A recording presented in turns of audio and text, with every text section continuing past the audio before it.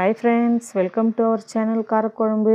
இன்றைக்கி வயிறு புண்ணெல்லாம் ஆற்றக்கூடிய வாழைப்பூ துவரம் தான் எப்படி ஈஸியாக செய்கிறதுன்னு பார்க்கலாம் வாங்க. அதுக்கு நான் வாழைப்பூ வாங்கி இது போல் நரம்பெல்லாம் உள்ளே இருக்க நரம்பு எடுத்துகிட்டு க்ளீன் பண்ணி வச்சுருக்கேன். இதை இப்போ நம்ம பொடியாக கட் பண்ணி தண்ணியில் போட்டு வச்சுக்கோங்க. அடுத்து கட் பண்ண வாழைப்பூவை ஒரு பாத்திரத்தில் சேர்த்துக்கோங்க.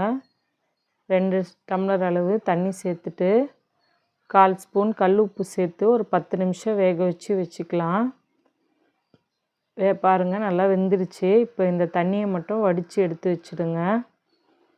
இதை டைரெக்டாக அப்படியே பொரியல் செஞ்சோம்னா துவப்பு தன்மை ரொம்ப அதிகமாக இருக்கும். அதனால தான் நம்ம இந்த மெத்தடில் செய்கிறோம்.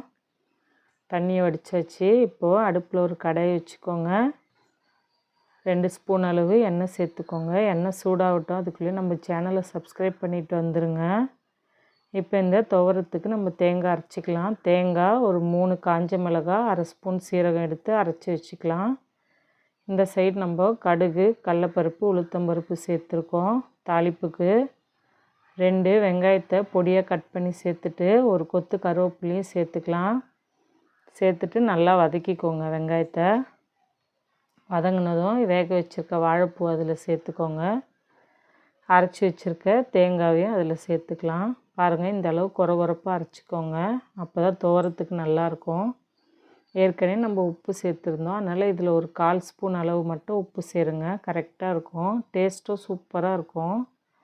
இது போல் மூடி வச்சு ஒரு 10 நிமிஷம் சிம்மில் வச்சு நல்லா வதக்கி எடுத்துக்கோங்க.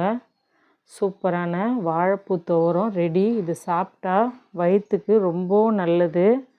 கண்டிப்பாக நான் செஞ்ச மாதிரியே ட்ரை பண்ணி பாருங்கள். பாய்.